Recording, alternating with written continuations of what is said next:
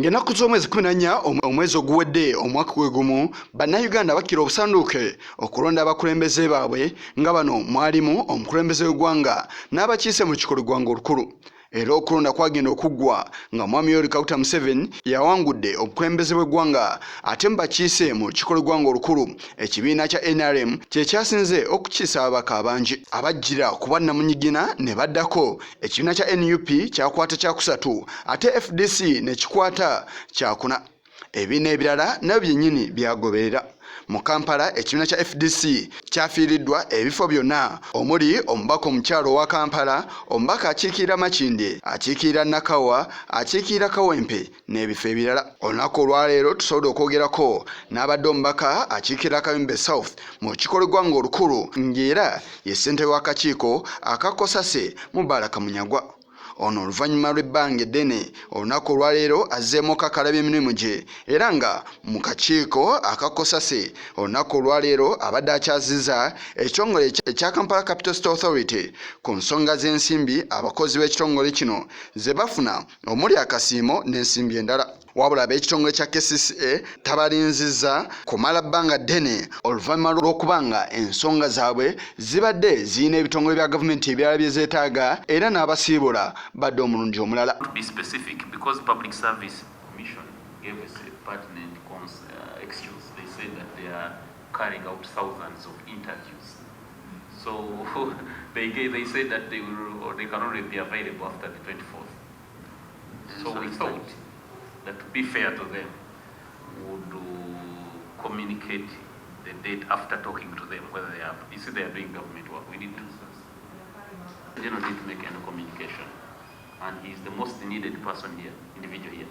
There are two contracts. Dorothy Kisaka nankulu wa KCCA yabadde akulembeddemu ekitongole kino era n'alaga engeri ensisinkano eno gy'etambuddemu. Ekwata si ya KCCA yokka naye ekwatagana ku ba stakeholders abalala nga Public Service Commission, Minister of Public Service ne Solicitor General's Office.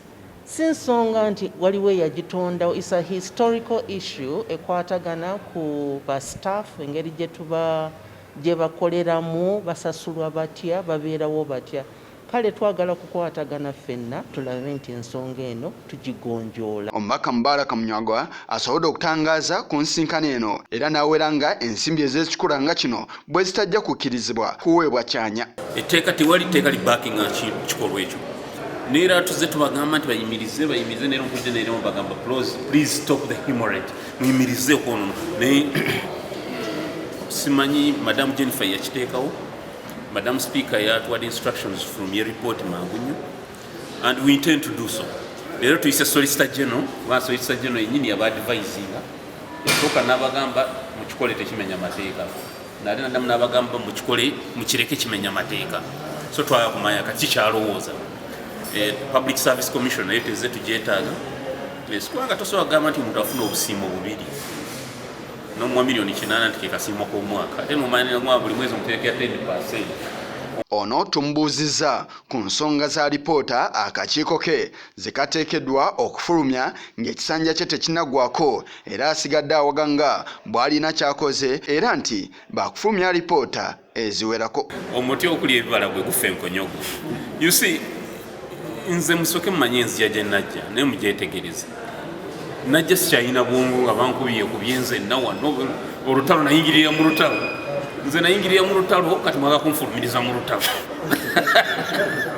Mwandide senfulume bulungi namu. Kati munaze ng'atade mbusikozi mbadde sitambuza bulungi bannaye. Nayingira ne mulaala empedde. But nonetheless, we intend to upload report ya entities abiri mu nnya. Munaze twali ba angel. Nali first time, it was my first time in parliament. Lwakuba najja nenneekazaakaza ne mapa committee, but you know, it was my first time. Saga muze nti we are angels, you see. Yes, so mwamunoonya bunoonya kunfulumya mwogerera bagambe. Yise Kigongo kulwa Channel 44 Oleggulo.